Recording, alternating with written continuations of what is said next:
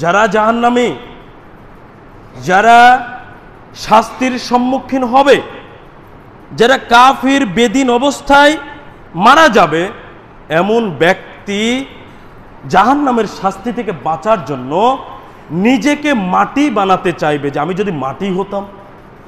মাটির কি শাস্তি হবে? আমি যদি মাটি হতাম। দেখুন আল্লাহ সুবহানাহু ওয়া তাআলা কিভাবে বিষয়টি আমাদের সামনে উল্লেখ করছেন। সূরা নাবা, পরিচিত সূরা, 40 নম্বর আয়াত।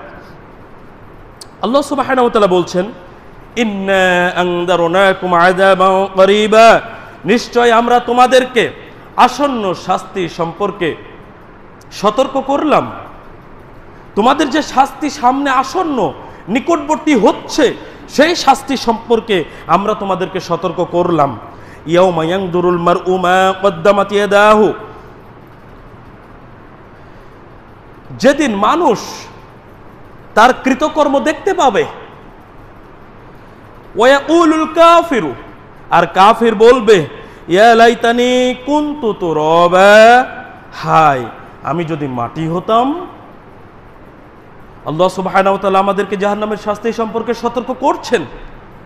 যখন জাহান্নামকে সে দেখবে, জাহান্নামের শাস্তি অবলোকন করবে, নিজের কৃতকর্মের অবস্থাটা দেখবে যে আসলে তার কৃতকর্মটা জান্নাতে যাওয়ার মতো নাকি জাহান্নামে যাওয়ার মতো। যখন সে তার কৃতকর্মকে দেখতে পাবে, তখন সে আফসোস করে বলবে, হায় যদি মাটি হয়ে যেতাম। কেন মাটি হতে চাইবে? দেখুন সিলসিলা সহিহা 1966 নম্বর হাদিস, তাফসিরে জাকারিয়ায় লেখক এই হাদিসটিকে নিয়ে এসে এই আয়াতকে বোঝানোর জন্য চেষ্টা করেছেন। খুব স্পষ্ট একটি বিষয়। আল্লাহ সুবহানাহু ওয়া তাআলা কিয়ামতের দিন মানুষের বিচার করার পাশাপাশি পশু প্রাণীরও বিচার করবেন। কোন জন্তু যদি কোনো জন্তুকে কষ্ট দিয়ে থাকে, তাহলে আল্লাহ সুবহানাহু ওয়া তাআলা এটারও প্রতিশোধ গ্রহণ করবেন।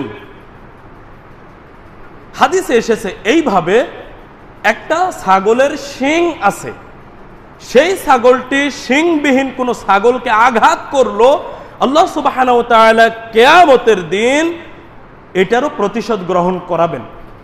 অর্থাৎ তুমিও তাকে আঘাত করো। এরপরে আল্লাহ সুবহানাহু ওয়া তাআলা নির্দেশ দিবেন, আদেশ করবেন, সমস্ত জন্তুকে তোমরা মাটি হয়ে যাও। পৃথিবীর সমস্ত জন্তু মাটি হয়ে যাবে। এই দৃশ্য দেখেই মূলত কাফিররা আকাঙ্ক্ষা করবে, হায় যদি আমরাও মাটি হয়ে যেতাম, তাহলে জাহান্নামের এই শাস্তি থেকে বেঁচে যেতাম, হিসাব নিকাশ থেকে আমরা বেঁচে যেতাম। কিন্তু কখনোই বাঁচা সম্ভব হবে না। জন্তুর জন্য বিধান, জন্তুকে আল্লাহ মাটি করে দিবেন, কোনো মানুষকে মাটি করবেন না, বরং মানুষের স্থান জাহান্নাম নইলে জান্নাত। জাহান্নামের আক্ষেপ করবে, হায় যদি মাটি হয়ে যেতাম। এই আক্ষেপই থাকবে, মাটি হওয়া তাদের পক্ষে কখনোই সম্ভব হবে না। জন্তু সব মাটি হয়ে যাবে, মানুষ মাটি হবে না। তাহলে জাহান্নাম থেকে বাঁচার জন্য মানুষ সেই দিন আক্ষেপ করবে, আফসোস করবে, মাটি হয়ে যেতে চাইবে, কিন্তু মানুষ কোনোভাবেই সেই আক্ষেপটাকে পূর্ণ করতে পারবে না, ক্ষতিপূরণ করতে পারবে না। জাহান্নামের শাস্তি যেটা তার জন্য অবধারিত হয়েছে, সেই শাস্তির সম্মুখীন তাকে হতে হবে, সেটাকে তার ভোগ করতেই হবে।